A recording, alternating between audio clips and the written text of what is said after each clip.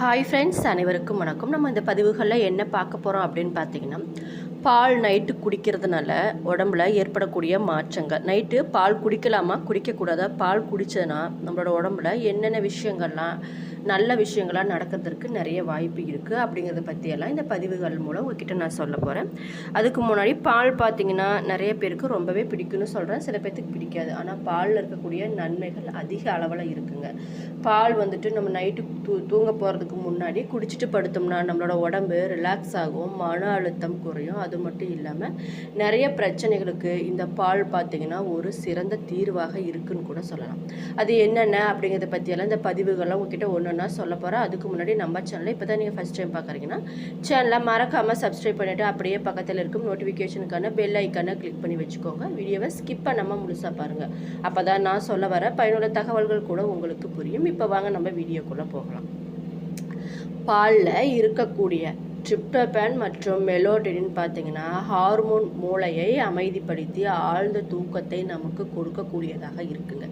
இதில் இருக்கக்கூடிய ட்ரிப்டோபன் பார்த்தீங்கன்னா மெலடோனின், இது ரெண்டுமே நம்மளோட மூளையை அமைதிப்படுத்தி ஆழ்ந்த தூக்கத்தை நமக்கு கொடுக்கக்கூடியதாக இருக்குன்னு கூட சொல்லலாம்.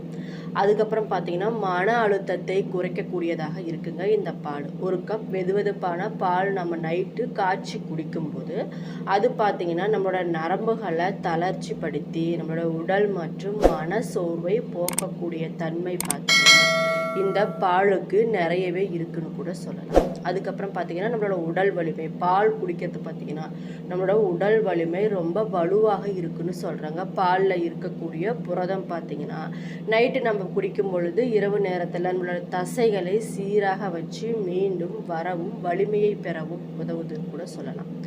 எலும்புகள் பலப்படுங்க பால் குடிக்கிறதுனால. பாலில் கால்சியம் அதிகமாக இருக்கிறதுனால இது பார்த்திங்கன்னா நம்மளோட எலும்புகளை வலுவாக வச்சிருக்க உதவுதுன்னு கூட சொல்லலாம். அதனால தான் டாக்டர்கள் கூட பால் குடிங்க, எலும்புகள் நல்லா இருக்கும் அப்படின்னு கூட நம்மளுக்கு பரிந்துரை பண்ணியிருப்பாங்க. குறிப்பாக சொல்லணும்னா நம்ம நைட்டு தூங்குறதுக்கு முன்னாடி ஒரு கிளாஸ் பால் குடிச்சிட்டு வந்தோம்னா நம்மளோட உடம்புல நிறைய மாற்றங்கள் ஏற்பட வாய்ப்பு இருக்குங்க. நைட் நேரத்தில் பால் குடிக்கிறது நம்மளோட மனதிற்கு இதமளிப்பதோடு மட்டும் இல்லாமல் உடலுக்கும் நன்மை தருவதாக மருத்துவர் கூட சொல்லியிருக்காங்க. நம்ம நைட்டில் பால் குடிச்சிட்டு படுக்கிறதுனால என்னென்ன நன்மைகள் அப்படிங்கிறத பற்றி பார்க்கலாம். பாலில் இருக்கக்கூடிய ட்ரைட்டோஃபான் என்ற அமினோ ஆசிட் பார்த்திங்கன்னா நம்மளோட தூக்கத்தை வரவழைக்கக்கூடியதாக இருக்குது. இது பார்த்திங்கன்னா நம்ம உடலில் மெலடோனின் மற்றும் செரோட்டோனின் உருவாவதற்கு முக்கிய காரணமாக இந்த ட்ரைட்டோஃபான் இருக்குங்க. மெலடோனினை தூக்கம் வரவழைக்கும் ஹார்மோன் என்றே கூட நம்ம சொல்லலாம். அது மட்டும் இல்லாமல் செரோட்டோனின் நம்மளோட மனநிலையை ஒழுங்குபடுத்துவதோடு பசியை கட்டுப்படுத்துவதில் முக்கிய பங்கு வகிக்குதுன்னு கூட சொல்லலாம். மேலும் பார்த்திங்கன்னா இந்த ட்ரைட்டோஃபான் பார்த்திங்கன்னா நம்மளோட தூக்கத்தை தூண்டுவதோடு என்ன நடக்குதுன்னு பார்த்திங்கன்னா கல்லீரலில் நியாசின் உற்பத்தியாக காரணமாக இருக்குன்னு கூட சொல்லலாம். இந்த நியாசின் பார்த்திங்கன்னா நம்மளோட மெட்டபாலிசம் மற்றும் டிஎன்ஏ சிந்தசிஸ்க்கு உதவுவதாக சொல்கிறாங்க. இது பார்த்திங்கன்னா உடலில் இருக்கக்கூடிய முக்கிய செயல்பாடுகளை ஊக்குவிக்கக்கூடிய தன்மை பார்த்திங்கன்னா இதுக்கு நிறையவே இருக்குன்னு கூட சொல்லலாம். நைட்டில் பால் குடிக்கும்போது நிம்மதியான தூக்கம் வருவதோடு மட்டும் இல்லாமல் முக்கியமாக வயதானவர்களுக்கு இது மிகவும் உதவுதுன்னு சொல்கிறாங்க. ஆனால் இது பார்த்திங்கன்னா எல்லாருக்குமே சரியாக இருக்காதுங்க. பால் சார்ந்த பொருட்கள் மீது உங்களுக்கு ஒவ்வாமை இருந்தாலும், அதாவது அலர்ஜி பிரச்சனை இருந்தால் பார்த்திங்கன்னா நீங்கள் நைட்டு பால் குடிக்கிறத கொஞ்சம் குறைச்சிக்கிறது ரொம்ப ரொம்ப நல்லது. நைட்டில் பால் குடித்தா எடை அதிகரிக்குமா அப்படின்னு கேட்டால் நிச்சயமாக அதிகரிக்குன்னு கூட சொல்லலாம். நைட்டில் பால் குடிக்கிறது மூலம் செரிமானம் மெதுவாக தாங்க நடக்கும். இதன் காரணமாக பார்த்திங்கன்னா நம்மளோட கல்லீரலோட செயல்பாடு பாதிக்கக்கூடியதாக இருக்குது. இது பார்த்திங்கன்னா நம்மளோட உடம்புல மெட்டபாலிசத்தோட விகிதத்தை கொஞ்சம் தாக்கத்தை ஏற்படுத்தி உடலில் இருக்கக்கூடிய கொழுப்பு சேர்வதற்கு நிறைய காரணமாக அமையும் கூட சொல்லலாம். தினமும் நைட்டு நம்ம பால் குடிச்சிட்டு வந்தோம்னா உங்களுடைய உடல் எடை பார்த்திங்கன்னா கணிசமாகவே உயரும் அப்படின்னு சொல்கிறாங்க. நைட்டில் பால் குடிக்கிறதுனால உடலில் சர்க்காடியன் ரிதமை தொந்தரவு செய்யக்கூடியதாக இருக்குது. ஆகையால் எதையும் அளவாக நம்ம சாப்பிட்றது ரொம்ப ரொம்ப நல்லது. நைட் நேரத்தில் பெண்கள் பால் குடிக்கிறது பார்த்திங்கன்னா அவ்வளவு நல்லதில்லைன்னு சொல்கிறாங்க. ஏன்னு பார்த்தீங்கன்னா ஹார்மோன் மாற்றம் இருக்கக்கூடிய பெண்கள் பார்த்திங்கன்னா நைட்டில் பால் குடிக்கிறத தவிர்த்துக்கணும்னு சொல்கிறாங்க. அதிகப்படியான பால் சார்ந்த பொருட்கள் சாப்பிட்றதுனால நம்மளோட ரத்த அழுத்தம் அதிகரிக்குதாங்க. அது மட்டும் இல்லாமல் குறிப்பாக சொல்லணும்னா பிசிஓஎஸ் இருப்பவங்களுக்கு இதனால் நீரிழிவு நோய் வரவும் நிறைய வாய்ப்பு இருக்குதுன்னு சொல்கிறாங்க.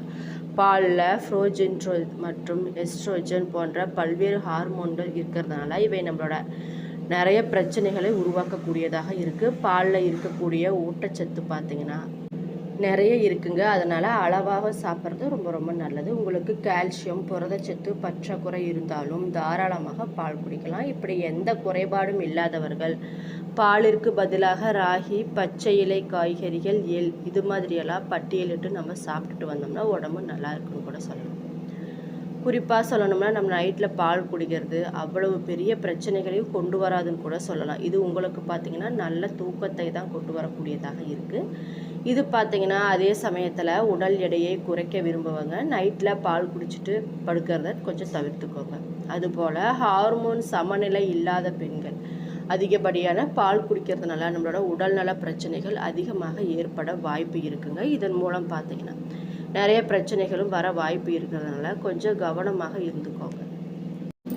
குறிப்பாக சொல்லணும்னா பாலில் இருக்கக்கூடிய ட்ரிப்டோபன் என்ற அமினோ அமிலம் பார்த்திங்கன்னா நம்மளோட உடம்புல மெலட்டோனின் மற்றும் செரட்டோனின் உற்பத்திக்கு இது வந்துட்டு துணை புரியுதுன்னு கூட சொல்லலாம். இதனால் சிலருக்கு தூக்கத்தோட தரம் பார்த்திங்கன்னா அதிகரிக்கும் அப்படின்னு சொல்கிறாங்க. குறிப்பாக சொல்லணும்னா வெதுவெதுப்பான பால் குடிக்கிறது பார்த்திங்கன்னா நம்மளோட உடல் மற்றும் மன அமைதியை அதிகமாக ஏற்படுத்தி தூக்கத்திற்கு வழிவகுக்கக்கூடியதாக இருக்குது. சிலருக்கு பார்த்திங்கன்னா வெதுவெதுப்பான பால் பார்த்திங்கன்னா செரிமானத்திற்கு நல்லதாக இருக்குன்னு சொல்லிட்டு பால் குடிப்பாங்க.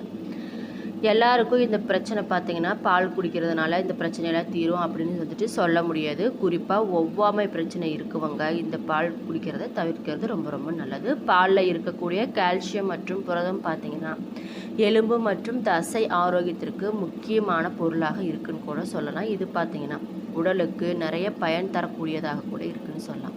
ஒரு கப்பு சூடான பால் குடிக்கிறது மன அமைதியை தருவதோடு மட்டும் இல்லாமல் நேரடியாக மன அழுத்தத்தை குறைக்கக்கூடியதாக இருக்குங்க. உடலுக்கு ஓய்வு உணர்வை ஏற்படுத்தி மனநிலையை மென்மையாகவும் சீராகவும் வச்சிருக்க உதவுது. குறிப்பாக சொல்லணும்னா இதில் இருக்கக்கூடிய கால்சியம் பார்த்திங்கன்னா குழந்தைகள் வளரும்போது அவர்கள் எலும்புகள் அடர்த்தியாக இருக்கணும் அப்படிங்கிறதுனால நம்ம குழந்தைகளுக்கு பால் கொஞ்சம் அதிகமாகவே நம்ம கொடுப்போம். அது மட்டும் இல்லாமல் குறிப்பாக சொல்லணும்னா பெண்கள் பார்த்திங்கன்னா 40 வயதை அடையும் போது அவர்களோட எலும்பு அடர்த்தி அபாயம் பார்த்திங்கன்னா கொஞ்சம் அதிகமாகவே இருக்குன்னு கூட சொல்லலாம். போதிய அளவில் உடலுக்கு தேவையான ஊட்டச்சத்துக்களை நம்ம எடுத்துக்கொள்வதன் மூலம் நம்மளோட எலும்புகள் பார்த்திங்கன்னா நல்ல வலுவாக இருக்குன்னு கூட சொல்லலாம். இந்த நேரத்தில் பால் குடித்தா எலும்புகளை அடர்த்தி அதிகரிக்கும்னு கூட சொல்லலாம். தினமும் பால் குடிச்சிட்டு வந்தால் கால்சியம், வைட்டமின் டி, உடலுக்கு தேவையான புரதங்கள் போன்ற அத்தியாவசிய ஊட்டச்சத்துக்கள் நம்மளோட உடம்புக்கு கிடைக்குதுங்க. இது உடலுக்கு நன்மை தருவதோடு மட்டும் இல்லாமல் நோய் எதிர்ப்பு சக்தியும் அதிகரிக்கக்கூடியதாக இருக்குங்க. இதில் இருக்கக்கூடிய பாஸ்பரஸ் பார்த்திங்கன்னா நம்மளோட வளர்ச்சிதை மாற்றத்திற்கு உதவுவதாக கருதப்படுது. எப்பெல்லாம் குடிக்கலாம் அப்படின்னு பார்த்திங்கன்னா தினசரி நம்ம எப்போதுமே பாலை எடுத்துக்கொள்வது உடலுக்கு நல்லது தான். அது மட்டும் இல்லாமல் ஒரு நாளுக்கு எத்தனை வேளை பால் குடிக்கணும், எப்போல்லாம் பால் குடிக்கணும் அப்படின்னு பார்த்திங்கன்னா குறிப்பாக தூங்கிறதுக்கு முன்னாடி சூடான பால் குடிக்கிறது நிறைய நன்மைகள் நமக்கு கொடுக்கக்கூடியதாக இருக்குது. இது பார்த்திங்கன்னா மெலட்டோனின் உற்பத்திக்கு உதவுவதால் நமக்கு பார்த்திங்கன்னா நல்ல தூக்கத்தை ஏற்படுத்தக்கூடியதாக இருக்குது. அதே மாதிரி பகல் டைமில் நம்ம பால் குடித்தோம்னா நம்மளோட உடலை பராமரிக்க இந்த பால் உதவுதுன்னு கூட சொல்லலாம். தேவைக்கு அதிகமாக நம்ம சாப்பிட்றத கொஞ்சம் குறைச்சிக்கணுங்க. பாலை ஒவ்வொரு நேரத்திலும் நம்ம எடுத்துக்கொள்ளும் போதும் ஒவ்வொரு நன்மையும் நமக்கு கிடைக்கக்கூடியதாக இருக்குது. உங்களுடைய உடலுக்கு எது தேவையோ அதை வச்சு நீங்கள் முடிவு பண்ணிக்கோங்க. ஒரு நாளைக்கு எவ்வளோ பால் குடிக்கலாம் அப்படின்னு பார்த்தீங்கன்னா பொதுவாக இளைஞர்கள் பார்த்தீங்கன்னா 3 முறை வரை பாலை நம்ம எடுத்துக்கொள்கிறது ரொம்ப ரொம்ப நல்லது. பாலில் கால்சியம், விட்டமின் டி, புரதம் இதெல்லாம் இருக்கிறதுனால தாராளமாக நம்ம சாப்பிட்லாம். ஆனால் நம்மளோட இந்தியாவில் ஒரு சிலருக்கு மட்டும் பால் ஒத்துக்கிறதில்ல. அது மட்டும் இல்லாமல் அவங்க பாலை ஒட்டு மொத்தமாக தவிர்ப்பது ரொம்ப ரொம்ப நல்லதுன்னு கூட சொல்லலாம். சோயா பால், ஆல்மண்ட் பால் என பல ஆப்ஷன்ஸ்கள் இருக்கிறதுனால அதை நம்ம இந்த பாலுக்கு பதிலாக அதை நம்ம எடுத்து குடிக்கிறது ரொம்ப ரொம்ப நல்லது. முடிஞ்ச வரைக்கும் பாலில் குறைவான சர்க்கரையை சேர்த்து நம்ம குடிக்கிறது ரொம்ப ரொம்ப நல்லது. எவ்வளவுக்கு எவ்வளவு சர்க்கரை அப்படிங்கிறத பற்றி நம்ம கரெக்டான அளவில் எடுத்து குடித்தோம்னா நமக்கு எந்த பிரச்சனையுமே இருக்காது. இன்னும் நண்பர்களே, இந்த பதிவுகளில் பால் நைட்டு குடிக்கிறது வந்துட்டு நல்லதா கெட்டதா, பால் வந்துட்டு எவ்வளோ குடிக்கணும், யாரெல்லாம் குடிக்கணும், எந்தெந்த பிரச்சனைலாம் இருக்கவங்க குடிக்கக்கூடாது அப்படிங்கிறத பற்றியெல்லாம் தெளிவாக சொல்லியிருக்கேன். என்னோடய வீடியோ பிடிச்சிருந்தால் லைக் பண்ணுங்கள், ஷேர் பண்ணுங்கள், மறக்காமல் சப்ஸ்கிரைப் பண்ணிவிட்டு பாருங்கள். நன்றி.